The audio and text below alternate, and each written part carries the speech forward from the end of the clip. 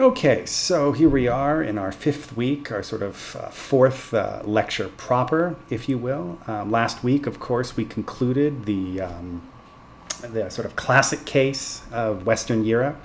We first started by looking at the crisis of feudalism and the transition to capitalism. We then looked at the role of merchant capital in that transition. And then last week, of course, we looked at the role of state and imperial expansion in the transition to the capitalist mode of production. So I'm just going to give you a little bit of an introduction here, and I'll go over specifically how the lecture is going to be divided up. So the first thing we're going to do is talk about key concepts again. Now, most of these will be review, but we'll introduce a new one, namely the key concept of class. Then what we'll do from there is look at the foundation of liberal thought, which was sort of the underlying justification, not only of capitalism, but also the sort of intellectual foundations upon which this emerging capitalist mode of production rested. And you'll sort of see how the emergence of liberalism and capitalism are intertwined. Then we'll look at alternatives to liberalism. Namely, we'll look at some of the works of Karl Marx, and we'll look at different facets of Marx. We'll look at Marx the philosopher, Marx the theorist of capital, and we'll also look at Marx the revolutionary. Now, after that, we'll examine what was part of your readings this week, specifically the Communist Manifesto. And then after we look at the Communist Manifesto and the key ideas that are advanced within it, we'll also complicate the picture by offering some critiques of Marx, certain things that Marx didn't see or often got wrong in his study of capitalism. And then finally, I'll talk a little bit about the midterm and what you can expect. Okay, so let's go to our next slide here and just review some of the key concepts. So the first key concept that we introduced, going all the way back to the lecture 3 weeks ago, was the idea of a mode of production. Now, mode of production usually refers to an entire system. So the first mode of production we looked at was, of course, the feudal mode of production.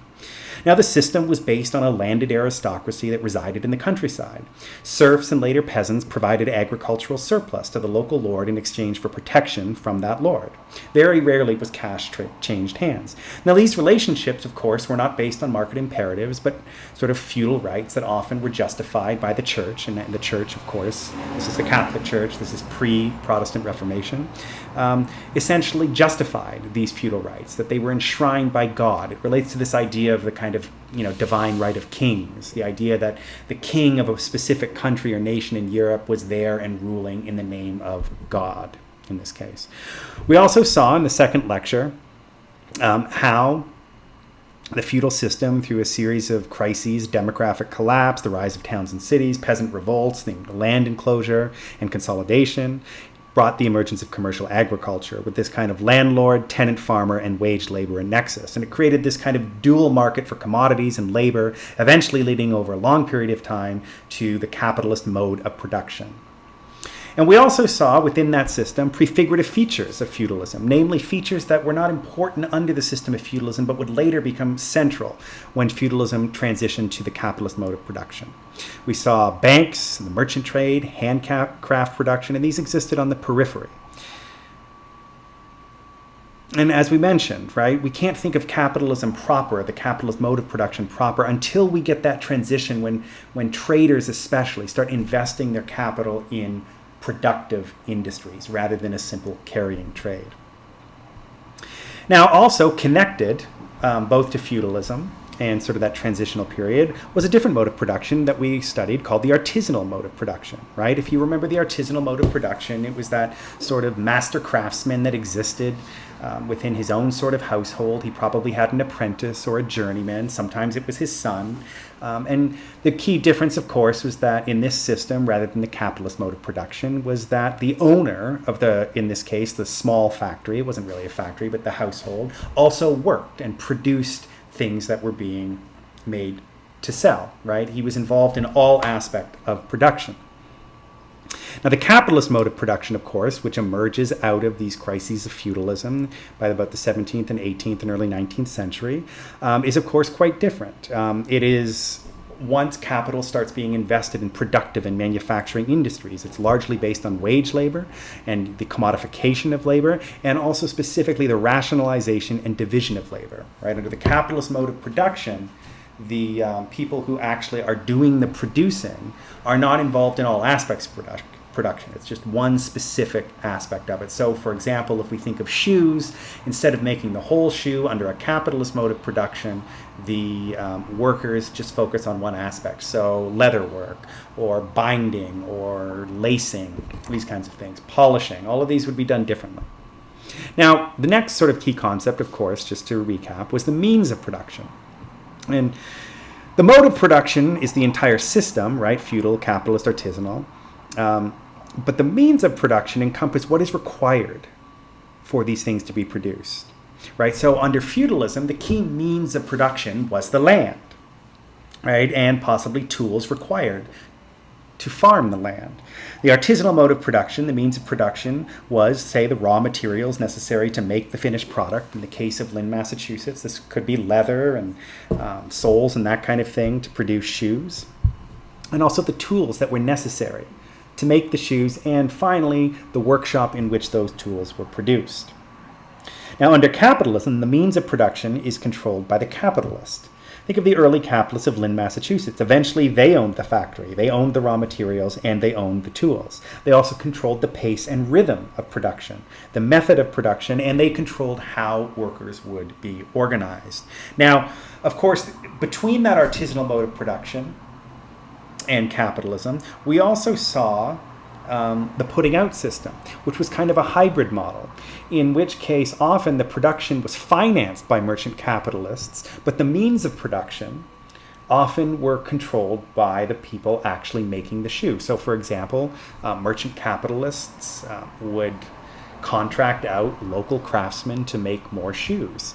In this case, it is the merchant that is financing the production and sale of the shoes or the specific commodity, but the person actually making it still has access to the means of production in the sense that they have access to the tools. They may not own the raw material or control it or even selling it necessarily, but they still control certain aspects of production, the pace and rhythm of work, and also have access to the tools. Now, eventually, when we get to industrial capitalism, this means that production will often always be mediated through technology, right? That there are machines that produce things. So in this case, the means of production is the technology, the factory, the machines, right? The tools of production. And then under that system, the means of production is controlled almost entirely by the capitalist. Now, the other sort of thing we looked at was this idea of relations of production. Now, relations of production, of course, referred to how the peoples and groups of people within a mode of production relate to one another. What is the nature of the relationship between producers and appropriators, workers and owners? Now, often it is between producers and appropriators, employers and employees. So, for example, under feudalism, the relations of production throughout much of the history of feudalism were unfree, based on legal and customary rights, on social status and position, mostly determined by birth.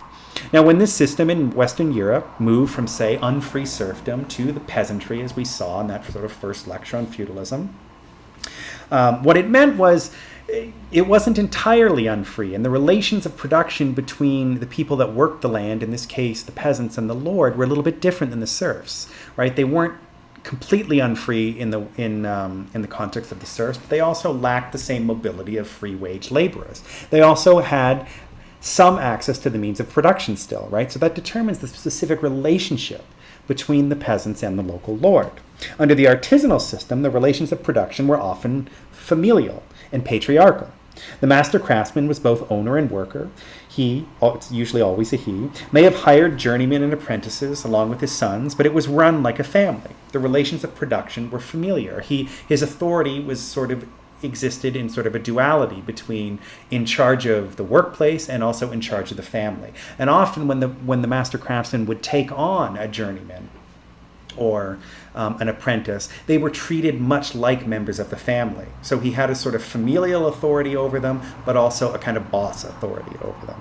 Now, under capitalism, the relations of production are always and everywhere mediated through a market, driven not by legal or customary rights or patriarchal authority, but by the capitalist imperatives that emerged all those years ago in commercial agriculture. Workers are paid a wage, and they own none of the means of production. Lacking capital themselves, workers are compelled to sell their labor in order to buy commodities, making their labor a commodity as well. As a result, under capitalism, we get the emergence of two distinct classes. And those two distinct classes, many of you have probably heard already, is the bourgeoisie and the proletariat. Now we'll look at I'll give you kind of a specific example of what the bourgeoisie and the proletariat is, and then I'll talk a little bit more about them and what class is. But maybe let's actually look at the definition of class.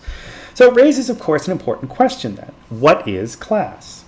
Indeed, most of you probably have a pretty good idea about what class is, right? It's often self-evident to us. We understand and try to understand our position within society in relation to everybody else. It is both structural and relational. Now, what do I mean by this? Now, it's structural in that it describes the makeup or structure of a specific society, how it is divided between people who live in there, who rules and who is ruled, who has power and who does not. What does the hierarchy of society look like? What rights and privilege does a certain group of people have? And is it different for another group of people? And this is often where we get the concept of class. It means there is a class structure of society. Now, under feudalism, the class structure of society was largely producers and expropriators. And the artisanal system, the class lines are closer and blurred. You have a master craftsman, journeyman, father, family. But as we also saw, these lines were not as strict. The master craftsman was not purely an expropriator like in feudalism because he also was involved in the production process. He also produced. Now, under capitalism, the class structure of society is, in the broadest sense, between the bourgeoisie and the proletariat, the owners of capital and the means of production, and those who lack capital and the means of production. And if we look at the sort of specific example I've got here, we can define the bourgeoisie as the class of modern capitalists, owners of the means of production and employers of wage labor.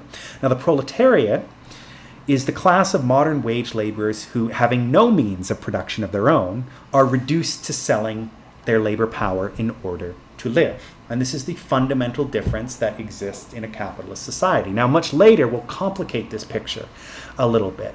But when you think of capitalism in its most broadest sense, right, if you want to have a sort of bird's eye view of what the class structure of society looks like, it looks like the owners of capital versus people who lack any capital for the means of production. Now, class is also relational, as I said. So to think of class as relational, I'll use an example from a famous English historian named E.P. Thompson. Now, E.P. Thompson, I'll talk a little bit about E.P. Thompson later, especially when we get to things that complicate the sort of Marxist view of capitalism, has a different kind of way of thinking about class. And he thinks about class almost entirely relational. It's not that it's not structural, but he also thinks about it relational. So E.P. Thompson says, quote, "Class happens when some men, as a result of common experiences, inherited or shared, feel and articulate the identity of their interest as between themselves and against other men whose interests are different from and usually opposed to theirs." So what Thompson is getting at here is not just that class exists, but also that people within a particular class understand that they are members of a specific class, and they define their membership in that class often in opposition to another one. Now, this is in many ways a kind of another key concept that we could talk about, and as for those of you that did the readings and focused on the Communist Manifesto will understand what I'm talking about, which is this idea of class consciousness. A class can exist structurally, right? People may not be aware of where they fit within a particular class structure. Once they are, and once they understand who their class exists in relation to, where they fit in society, and understand what their interests are, then they become class conscious. Okay, so that's it for the first video where we looked at sort of these key concepts and introduced this idea of what class is.